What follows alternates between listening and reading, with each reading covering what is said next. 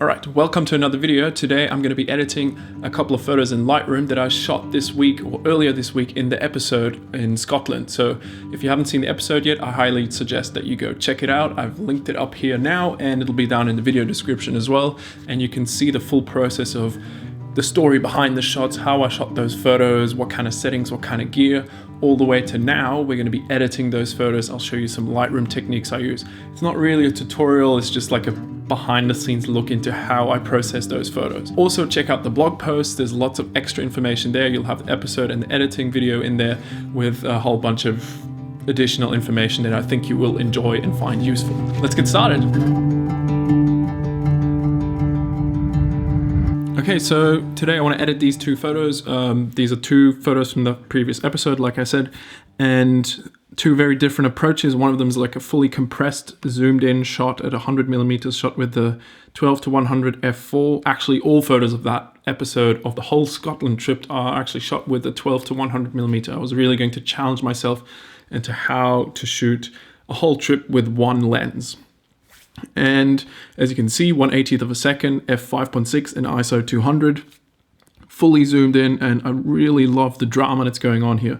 Now it's a super flat shot at the moment, but we're going to push out quite a bit of detail and add some more depth and drama and color to this photo. So let's just dive into it. Press D to get into develop mode. Okay, so the first thing I want to do, I'm going to save myself some time by using one of my presets. You can check them out. I'll link them up here now and down in the video description as well. I'm really loving the mountain preset pack at the moment. Lots of presets that work across so many photos. Now you should know these presets are really great as a starting point, but I will always modify my presets or the adjustments in the image once I get going. So we're just going to pick a preset for here, which will be, how about Glacier? Yes, that looks good to start with. A little bit cool, so we're going to jump straight into the white balance and warm up that sunset a little. And I can already see some problems happening because of the preset here. There's a lot of bleeding and a lot of color issues, but we can fix that in a moment. And that's cool. So we really want to add drama. I love that sunset. I want to push that orange in the sunset. And obviously those clouds have lots of texture that we can push as well. Just going to bump a little more saturation into the photo. And then usually I'll jump straight down into the HSL, the hue, saturation, luminance panel, where I adjust the individual colors. Okay, we're going to drop the luminance of the blues to bring more drama into the clouds.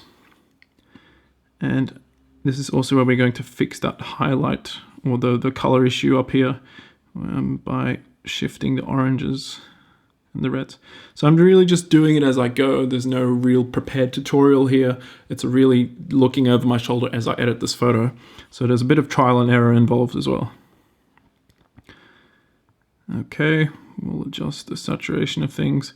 I think there's quite a bit of magenta in there as well, so we can pull and push the magentas. Okay, now we have like a clean transition in those clouds with the colors. And the first thing I want to do is get more color in there. What I'll do is press Shift M to get the radial adjustment tool and pull a radial adjustment into this.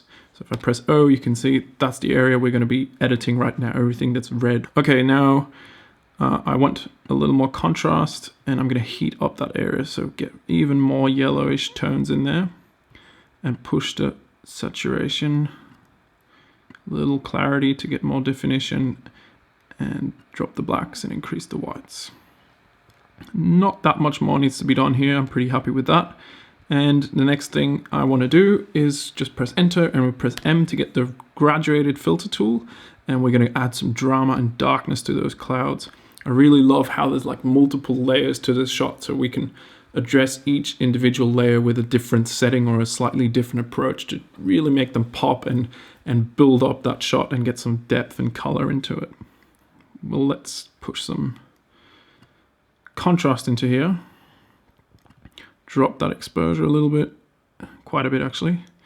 And I'll push the whites again, and those blacks I'll drop heavily. Okay, that's a little oversaturated for my taste right now. And some clarity. Okay, I'll stretch it out a little. Now what I like is how we have that gradient from bright to dark to sunset, so we can really see that volume and texture in the cloud. The next thing I really enjoy about this shot is the lakes down here. So this whole lock, we need to brighten up a little bit just by bringing in another radial filter. And we're going to put on a range mask. So I'm going to use luminance. And what I want to do is just affect the bright areas, but not the shadows. So we're going to brighten up the white, the water, the sky reflecting in the water. So by holding Alt and shifting the range, I'm just going to remove the shadows. I'm just going to go to about there. That's quite nice. Maybe by holding Alt, I can just affect this side, pull this up a bit. And now what we'll do is push those whites in there. And a little more exposure. A little contrast to darken the islands and brighten the water. More white. Okay, starting to look pretty cool. Now the next thing is that layer of fields in the foreground. They have a bit of snow on them. We can work with those too. Another great radial filter. Go in there. I always like to make them a little bit bigger than you might usually do, just to get a smoother transition. So we could also increase the feather a little bit and then decrease that. And what I'll do here is increase my exposure a little bit, bring those shadows up, not too much. It's bleeding into the water, so we'll just bring that down. A little bit on the whites, and that's pretty much it. Okay, I'm pretty happy with that shot. I think we can work a little more on the sunset colors there, so I'll press Shift M, go back into that, and increase saturation, a hint more saturation in there. And it's starting to look pretty nice. Maybe shift the colors a little bit, go a bit more towards orange or a bit more magenta or a bit more yellow. I'm just going to experiment on that. Okay, there's not that much yellow in here. I think it's more magentas and reds. Okay, it's really just the magentas. Yeah, so if we push those towards the reds, then they'll go more towards orange, which will make the whole sunset, okay, look a little warmer. Okay, I think that's pretty much it. I'm going to increase some more drama here, reduce that saturation, more contrast. I think that's it. So for this shot, pretty happy where we are right now. I think we'll just move on and go over to the next shot. Now it's a completely different scene. I'm not going to use anything of the previous shot to apply here. And again, I'm going to start off with a preset, and I think, yeah, just hovering over them, I can see the thumbnail at top left, what it's doing, and I think I'll go with ice. Okay, so the preset does a nice little job here to begin with. I like the look of the image in general. Obviously there's some stuff we want to fix. It was such a bright and orange day, and I really want to push those oranges, especially that texture on the rock. I really want to get that out. So the first thing I want to fix is the sky. It's just a little bit too bright. We'll bring a graduated filter from the top and just decrease exposure a little bit. That's looking better, and the highlights a slight little bit. And I like to bring those blacks down to push more definition into the mountain. Okay, that looks nice. Now we've regained a lot of texture there. That's really good. And the split toning's bothering me a bit, so we're gonna, there's quite a lot of highlight toning going on, so I'm gonna reduce that to about 8% or something like that, and fix it up here by adding a bit of green into the shot and warming up the whole scene considerably. There we go. Now that's a lot more like it actually felt that morning. Okay, the next thing is to work again with the HSL panel. There's lots of stuff I can do here just to really bring out the texture on that foreground rock and the fields. Bring out those blues, and what's with the aqua, probably in the ice a little bit, not too much.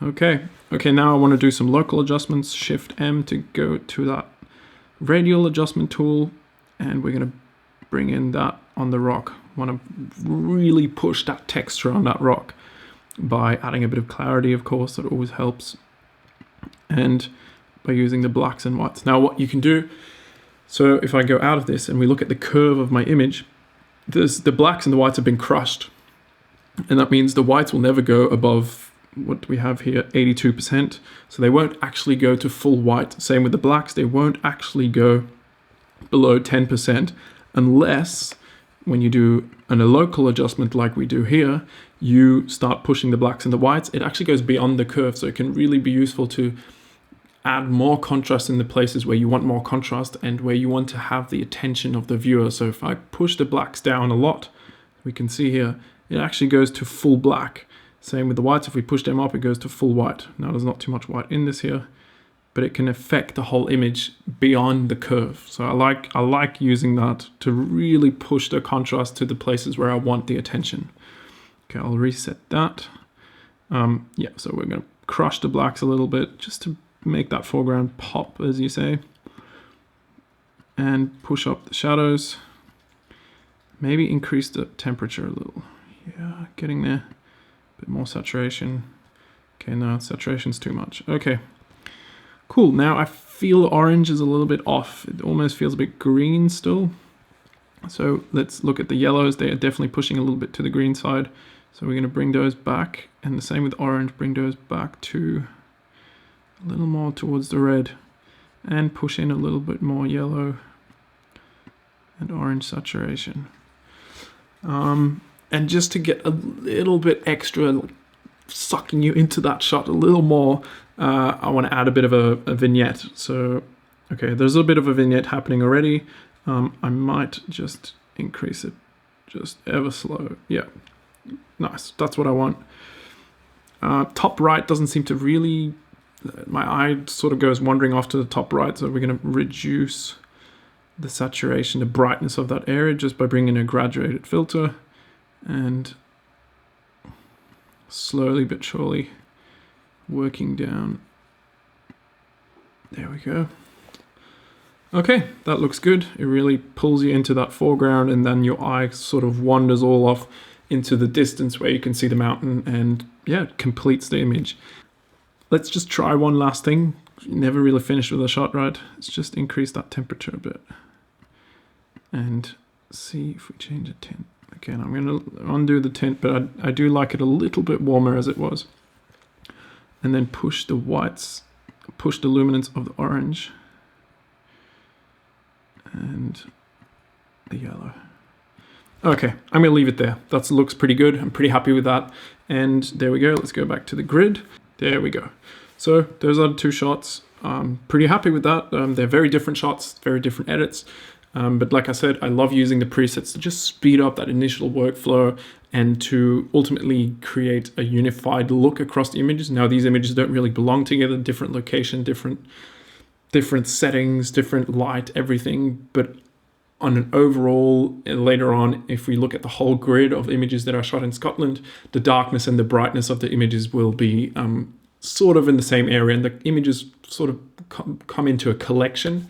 And that's exactly what I want them to be, because later on they'll be on my website, and I want to present the whole project Scotland as a unified look. So yeah, check out the link below if you want to see that unified look and the presentation, which will be up very soon. Okay.